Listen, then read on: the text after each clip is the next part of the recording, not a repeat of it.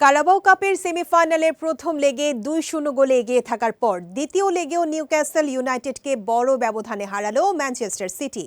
Newcastle ইউনাইটেডকে ৩-১ গোলে হারিয়ে ২ leg মিলিয়ে ৫-১ অগ্রগামিতায় ফাইনালে পৌঁছে গেছে সিটিজেনরা।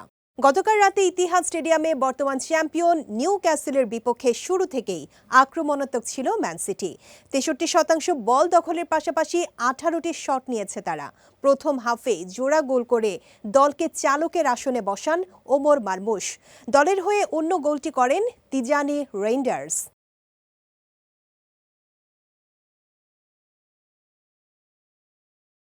দ্বিতীয়ার্ধে তুলনামূলক ভালো খেলে নিউক্যাসল।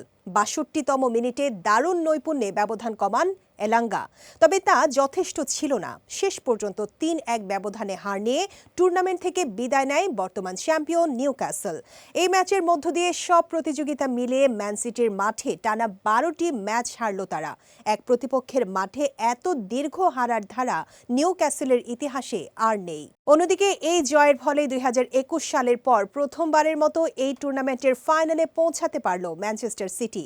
আগামী ২২ মার্চ ঐতিহাসিক ওয়েমব্লি স্টেডিয়ামে শিরোপা নির্ধারণী ম্যাচে সিটির প্রতিপক্ষ আর্সেনাল সর্বশেষ ২০১৮ সালে FA কাপের ফাইনালে মুখোমুখি হয়েছিল সিটি আর্সেনাল।